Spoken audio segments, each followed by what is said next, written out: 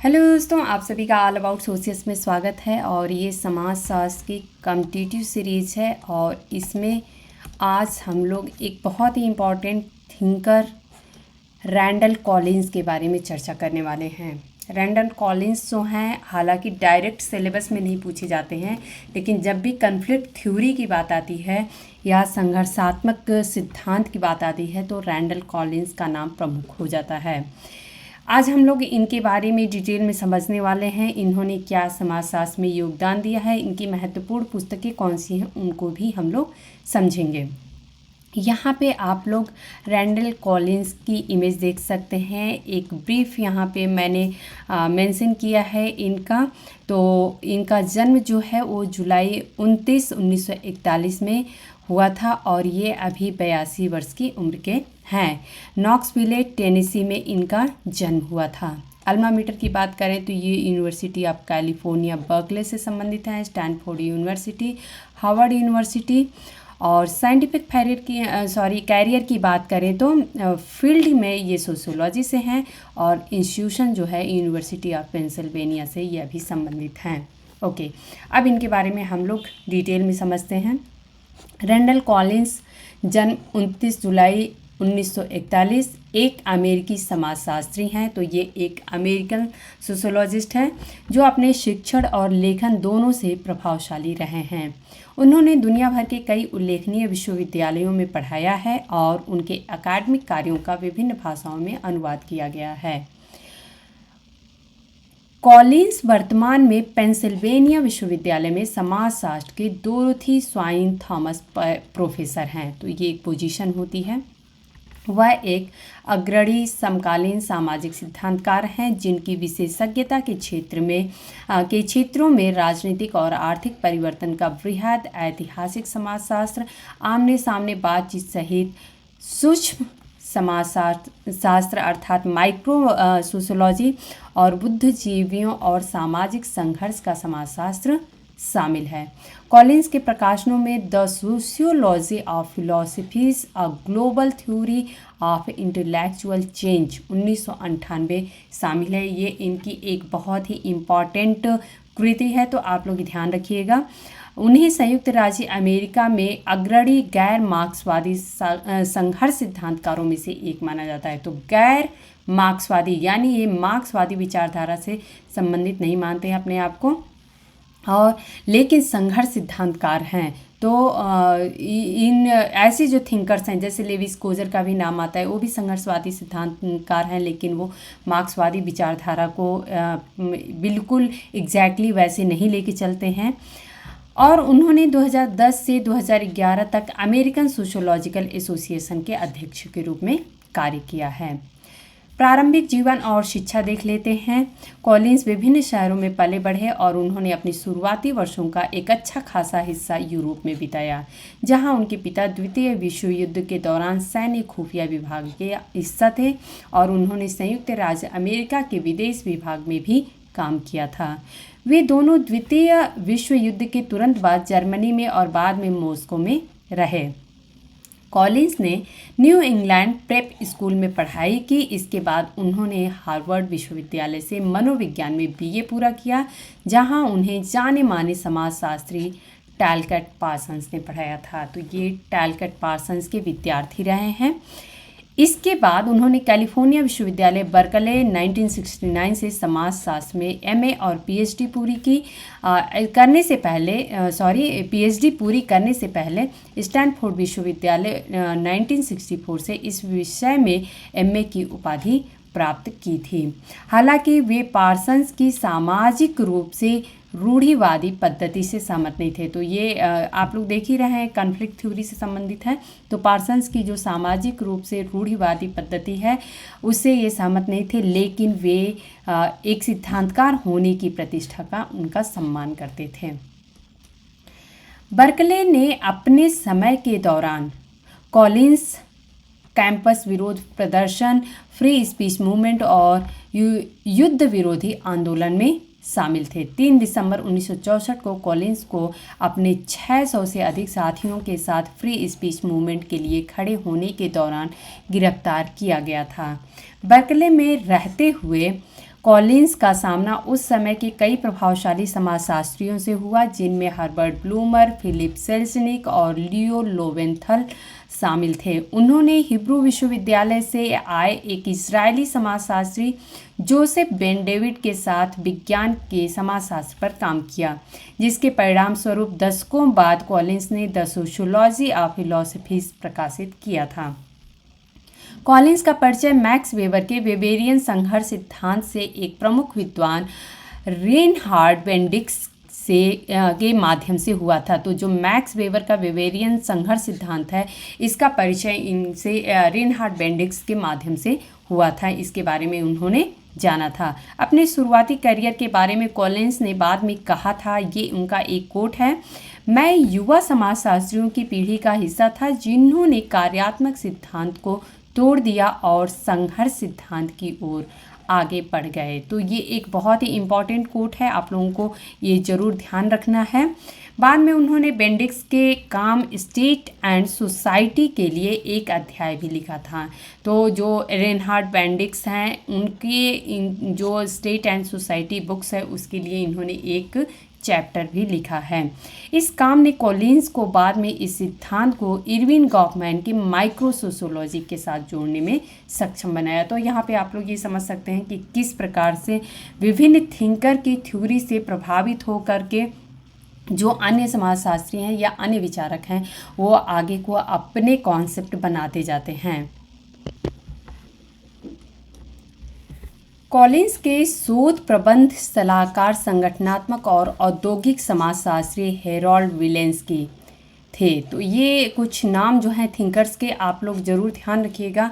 Collins के ये जो इन्होंने थेसिस लिखी थी, उसके सलाहकार थे हेरोल्ड विलेंस्की। तो अगर क्वेश्चन में कभी पूछ दिया जाए कि जो कॉलिंस हैं, उन्होंने पीएचडी थीसिस किसके अंडर में किया था, तो हेरोल्ड विलेंस्की के अंदर में किया था। इसका शीर्षक था शिक्षा और रोजगार विभिन्न प्रकार के संगठनों में भर्ती के लिए आवश्यकताओं के कुछ निर्धारक।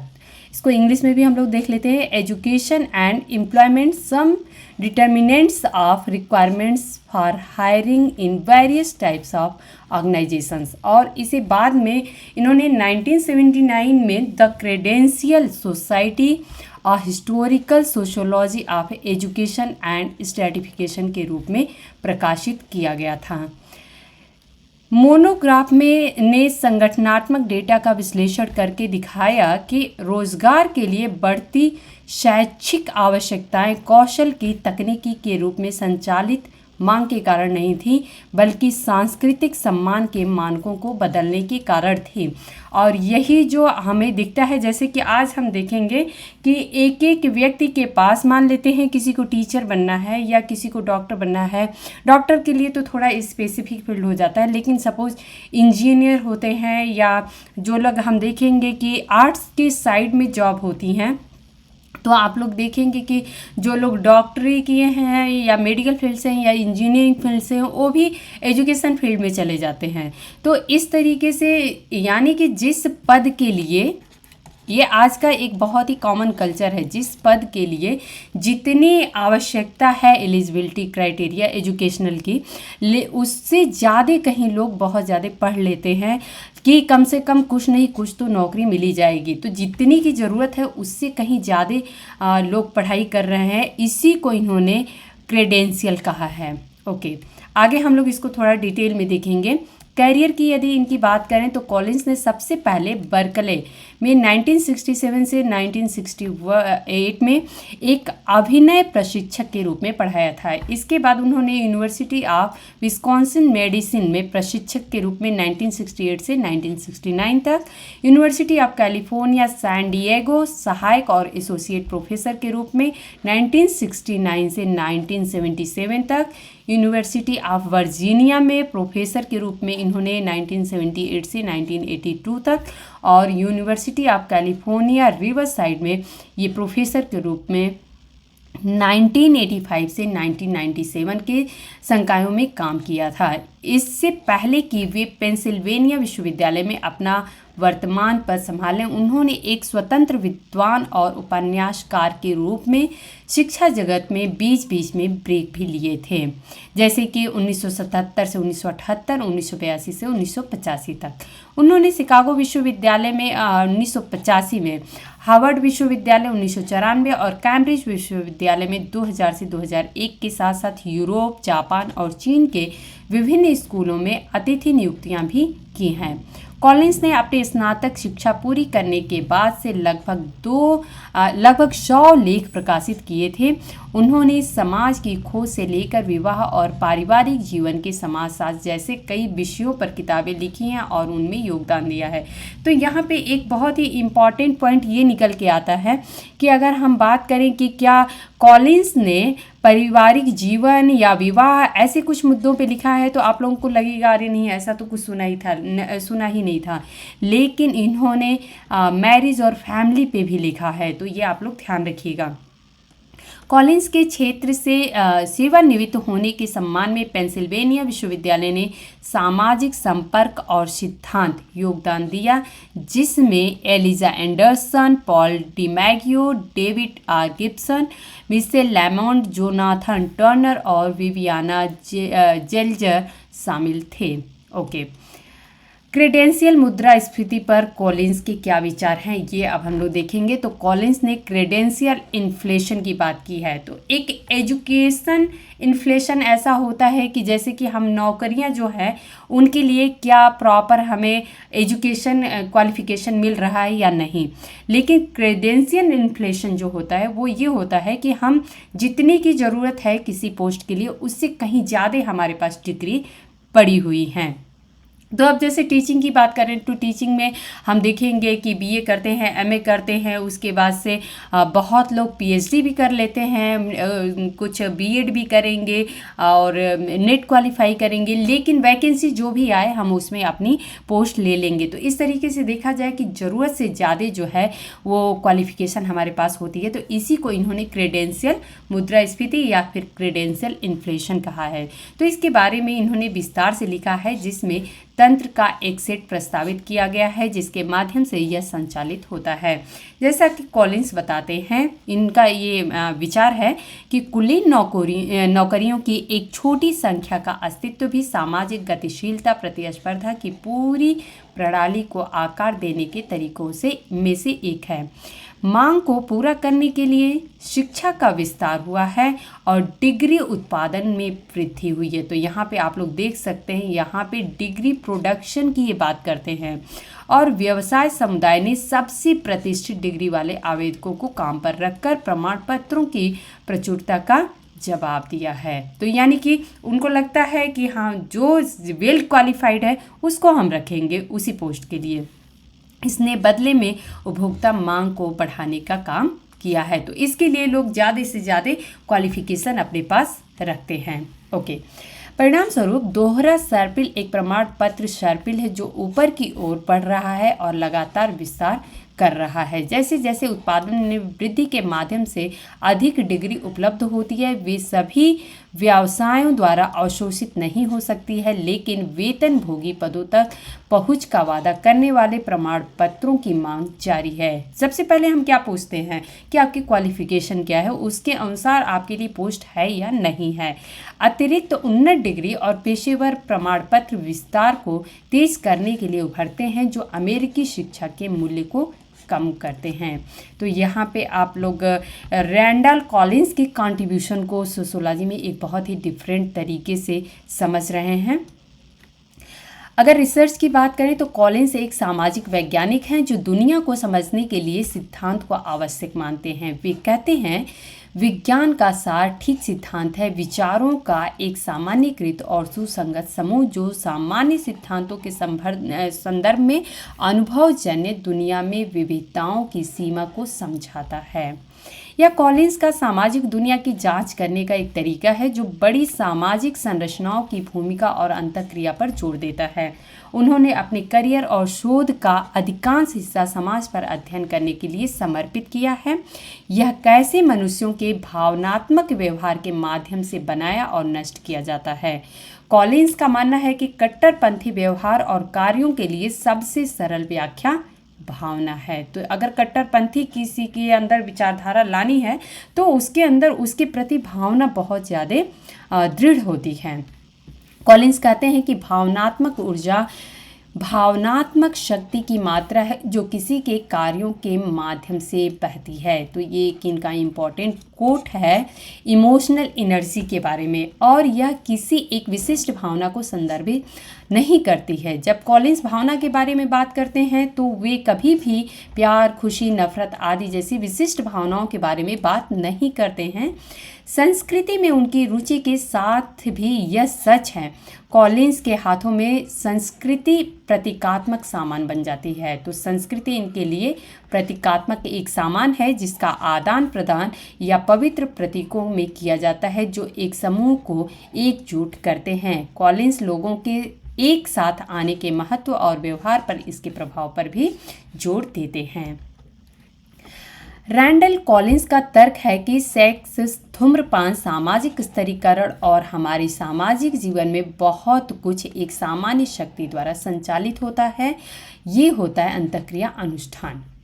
उनकी अंतःक्रिया अनुष्ठान श्रृंखला समाजशास्त्रीय सिद्धांत का एक प्रमुख कार्य है। तो ये इनका की टर्म है, ये आप लोग ध्यान रखिएगा। अंतःक्रिया अनुष्ठान की बात कॉलिंस करते हैं जो कट्टरपंथी सूक्ष्म समाजशास्त्र अर्थात इसे रैडिकल माइक्रो सोशियोलॉजी कहते हैं विकसित करने का प्रयास करता है। ये इनके कुछ की टर्म्स हैं जो कि आप लोगों को पता होना चाहिए। यह प्रस्ताव करता है कि सफल अनुष्ठान समूह सदस्यता के प्रतीक बनाते हैं और व्यक्तियों को भावनात्मक ऊर्जा से भर देते हैं, जबकि असफल अनुष्ठान भावनात्मक ऊर्जा को खत्म कर देते हैं। प्रत्येक व्यक्ति एक स्थिति से दूसरी स्थिति में बहता है, अतः अंतःक्रियाओं की ओर आकर्षित होता है जहां उसकी सांस्कृतिक पूंजी उन्हें सबसे अच्छी भावनात्मक ऊर्जा प्रदान करती है। अंतःक्रिया अनुष्ठान श्रृंखलाओं का यह सिद्धांत वह है जहां व्यक्ति सूक्ष्म स्थूल लिंग का वाहक होता है। तो सूक्ष्म भी होता है और स्थूल भी होता है, अर्थात न परिवर्तित होने वाला।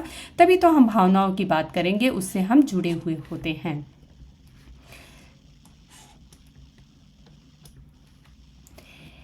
इस संबंध के दो घटक ये बोलते हैं, कहते हैं भावनात्मक ऊर्जा और सांस्कृतिक पूंजी। ये इनका की टर्म है, ये आप लोगों को याद रखना है। भावनात्मक ऊर्जा वह भावनात्मक आवेश है जिसे लोग किसी बातचीत से अपने साथ ले जा सकते हैं। हम लोग क्या करते हैं, बातचीत करते हैं तो जो एक भावनात्मक बातचीत होती है उसमें हमारी फीलिंग्स जो होती है जुड़ी होती है, हम उसे अपने साथ लाते हैं। लोग हमारे से कैसे व्यवहार करते हैं उस सारी भावनाओं को हम अपने साथ लेके आते हैं। सांस्कृतिक अन्य लोगों के साथ सांस्कृतिक रूप से जुड़ने के लिए हमारे पास मौजूद विभिन्न संसाधनों के बारे में बात करने का एक संक्षिप्त तरीका है। सांस्कृतिक पूंजी का विचार सांस्कृतिक वस्तुओं की एक पूरी श्रृंखला को कवर करता है। यह हमारे बात करने के तरीके को संदर्भित करता है, हमें किस बारे में बात करनी है, हम कैसे कपड़े पहनते हैं, चलते हैं और कार्य करते हैं। संक्षेप में सांस्कृतिक पूंजी वह कुछ भी है जो हमें दूसरों के लिए संदर्भित करती है। अर्थात हम जब कपड़े पहन के बाहर निकलते हैं तो कैसे पहनने चाहिए हमें कपड़े, लोग हमें किस तरीके से देखेंगे, इसके बारे में हम सोचते हैं। सांस्कृतिक पूंजी के 3 प्रकार हैं जिन्हें सामान्यीकृत सांस्कृतिक पूंजी, विशेषीकृत सांस्कृतिक पूंजी और प्रतिष्ठित पूंजी के रूप में जाना जाता है। तो ये आप लोग ध्यान रखिएगा कि सांस्कृतिक पूंजी के 3 प्रकारों की बात इन्होंने की है। सामान्यीकृत सांस्कृतिक पूंजी, विशेषीकृत सांस्कृतिक पूंजी और प्रतिष्ठित पूंजी। सामान्यीकृत सांस्कृतिक पूंजी व्यक्तियों के प्रतीकों का भंडार है जो समूह विशिष्ट से जुड़े हुए होते हैं और अजनबियों के साथ इस्तेमाल किए जाते हैं, कुछ हद तक पैसे की तरह, लेन देन की तरह। व्यक्तिगत आत्मपूर्त से और निरंतर सामाजिक है जो बाहर से अंदर की ओर निर्मित होती है। ओके,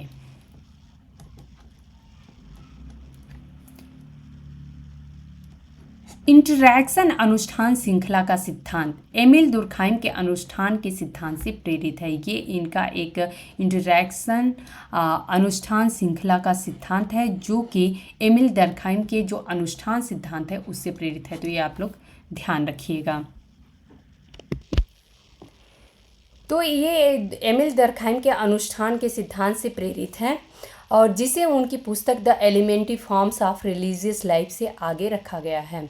मैक्स वेबर के संघर्ष सिद्धांत और इरविंग गॉफमैन के माइक्रो सोशियोलॉजी से भी ये काफ़ी प्रभावित रहे हैं। इसने स्वयं सामाजिक विज्ञान के विभिन्न क्षेत्रों को प्रेरित किया है जिसमें प्रबंधन अध्ययन, क्रिएटिव टूरिज्म, अंतर्राष्ट्रीय संबंध और जेफरी सी अलेक्जेंडर की सांस्कृतिक व्यवहारिकता शामिल है। तो इसे कुछ पर्सन्स रहे हैं, उनकी कुछ थ्योरीज रही हैं, उससे ये काफ़ी ज़्यादा प्रभावित रहे हैं। कई अनुभवजन्य अध्ययनों में भी इंटरैक्शन अनुष्ठान सिद्धांत को नियोजित किया गया है। जैसे उदाहरण के लिए यह पता लगाने के लिए कि विशिष्ट संस्थान खुद को कैसे बनाए रखते हैं, कैसे वेबसाइट अपने उपयोगकर्ताओं की पहचान बनाने के लिए इंटरैक्शन अनुष्ठान श्रृंखलाओं का उपयोग करती है।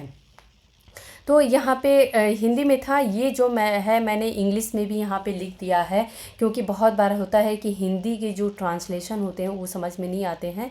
तो यहाँ पे इंग्लिश में भी एक बार हम लोग देख लेते हैं। The theory of interaction ritual change is inspired by Emil Durkheim's theory of ritual laid forward in his book The Elementary Forms of Religious Life by the Conflict Theory of Max Weber, Microsociology of Irving Goffman.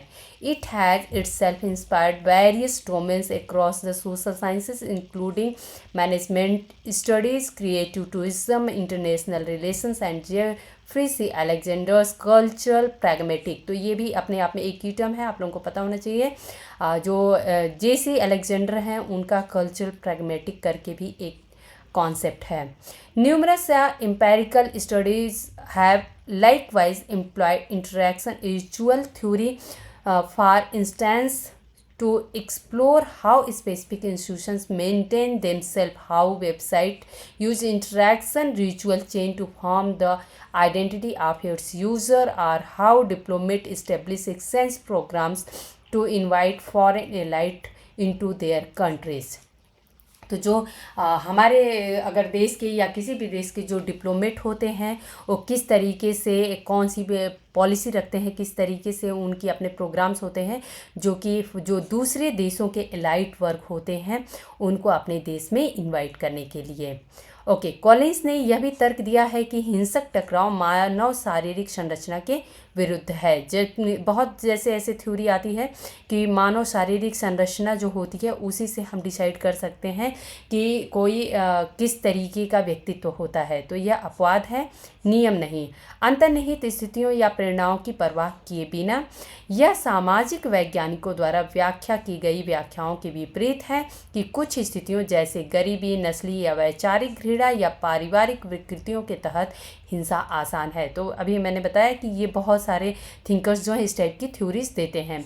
Collins के काम का आलोचनात्मक मूल्यांकन thesis 11 के विशेष अंक the sociology of Randall Collins में किया गया है, जिसे स्टीवन लॉयल और सिनिसा मालेसेविक ने संपादित किया है, और एक पुस्तक ritual emotion violence studies on the microsociology of Randall Collins 2019 में, जिससे इलियट बी वेंगिंगर, एनेट लारेउ, उमर लिजार्डो ने संपादित किया है। ओके, इनके जर्नल आर्टिकल्स हम लोग देखते हैं। तो ये कॉलिंस का मार्च 2013 का है, entering and leaving the tunnel of violence, microsociological dynamics of emotional entrainment in violent interaction. तो ये आप लोग ध्यान रखिएगा, ये इनका जर्नल आर्टिकल रहा है। इनकी कुछ बुक्स हम लोग देख लेते हैं। बुक्स इनकी जितनी भी हैं बहुत ही ज़्यादा इंपॉर्टेंट हैं, तो ये आप लोग ज़रूर याद रखिएगा। Conflict sociology toward and explanatory science, 1979 में द क्रेडेंशियल सोसाइटी, अभी हम लोग क्रेडेंशियल सोसाइटी के बारे में पढ़े भी, तो historical sociology of education and stratification. Next book 1984 में the discovery of society with Michael Makowsky के साथ। 1986 में बेवेरियन सोशियोलॉजिकल थ्योरी, तो आप सभी को पता है बेवेरियन सोशियोलॉजिकल जो थ्योरी है उससे भी ये काफ़ी इंस्पायर रहे हैं, दुर्खिम से भी इंस्पायर रहे हैं। 1988 की theoretical sociology, 1992 sociological insight and introduction to non obvious sociology, second edition इनका रहा है। ओके, ये इनकी बहुत ही इंपॉर्टेंट बुक है। 1994 की 4 सोशियोलॉजिकल ट्रेडिशंस, तो ये बहुत ही थोड़ी यूनिक बुक भी है, इम्पॉर्टेंट बुक भी है। 1998 में the sociology of philosophy a global theory of intellectual change. 1999 में मैक्रो हिस्ट्री। 2004 में interaction ritual change, very very important book ये। Macro history, interaction ritual change, ये बहुत ही इंपॉर्टेंट बुक्स रहे हैं। 2008 में इनकी बुक आती है violence a micro sociological theory, important book है। 2015 में Napoleon never slept, very very important book है, ये मैरन मैकोलन के साथ इन्होंने लिखा है। और 2020 में रिसेंटली इनकी बुक थी micro sociology of power and influence. तो ये बुक तो आप लोग कभी ऐसे बिल्कुल मिस नहीं करिएगा, क्योंकि जो रिसेंट किसी फेमस थिंकर्स की बुक होती है वो ज़रूर पूछ देता है। तो अभी नेट का एग्ज़ाम है, अगर आप लोगों में से कोई भी नेट का एग्ज़ाम देने जा रहा है या अभी रिसेंटली जो भी एग्ज़ाम है, तो इस बुक को आप लोग ज़रूर बिल्कुल कहीं से भी मिस नहीं करिएगा, याद रखिएगा। फिक्सन राइटिंग की बात कर रहे हैं तो early in his career Collins left academia on several occasions to write fiction. One of his novels is ये इनकी एक नॉवेल रही है, the case of the philosopher's ring. तो ये आप लोग ध्यान रखिएगा। अब इनकी कुछ बुक्स को हम लोग डिस्कस कर लेते हैं, फ्रंट पेज कवर देख लेते हैं। तो यहाँ पे आप लोग देख सकते हैं रैंडॉल्फ कॉलिंस का explosive conflict, time dynamic of violence, तो ये इनकी बुक रही है। मैक्रो हिस्ट्री अभी हम लोग डिस्कस किए ही। यहाँ पे आप लोग देख सकते हैं मैरिज एंड फैमिली पे इन्होंने लिखा है sociology of marriage and family, gender, love and property. अगली बुक हम लोग देखते हैं इंटरैक्शन रिचुअल चेंज, ये इनकी एक very very important book. 4 sociological tradition, the credential society, violence, conflict sociology. यहाँ पे इनकी बुक दिख रही है the sociology of philosophy a global theory of intellectual change. तो ये भी एक इनकी बहुत ही इम्पॉर्टेंट बुक है। नेक्स्ट हम लोग देखते हैं does capitalism have a future, ये भी अपने आप में एक बहुत ही इम्पॉर्टेंट बुक है इनकी। Okay, civil war part 1 Randolph Collins की बुक है। The discovery of the discovery of society, तो ये भी एक इनकी इम्पॉर्टेंट बुक है। थोड़ा ब्लर रहता है बट आप लोग यहाँ पे नीचे भी लिखा हुआ है, मैंने इनके नाम जो हैं जहाँ पे ब्लर हैं वो क्लियर मैंने मेंशन कर दिया है। सोशियोलॉजिकल इंसाइट इम्पॉर्टेंट बुक है इनकी। करिश्मा, ये 2020 में इनकी बुक आई है, एक बहुत ही इम्पॉर्टेंट बुक रैंडॉल्फ कॉलिंस की, macro sociology of power and influence. तो ये आप लोग इनकी बुक ज़रूर याद रखिएगा। मैक्स वेबर स्केल्टन की सोशियोलॉजी सिंस मिड सेंचुरी, ये भी एक रैंडॉल्फ कॉलिंस की इम्पॉर्टेंट बुक है। तो उम्मीद है दोस्तों कि आज का लेक्चर जो है वो आप लोगों की जो भी आगामी एग्ज़ाम आने वाले हैं उसमें काफ़ी कुछ हेल्प करेगा। और दोस्तों यदि आप लोगों को मेरा पढ़ाने का तरीका पसंद आता है, मेरे लेक्चर्स पसंद आते हैं, तो आप लोग लाइक ज़रूर किया करिए, कमेंट करके हमें बताया करिए, अपने दोस्तों में शेयर किया करिए। धन्यवाद।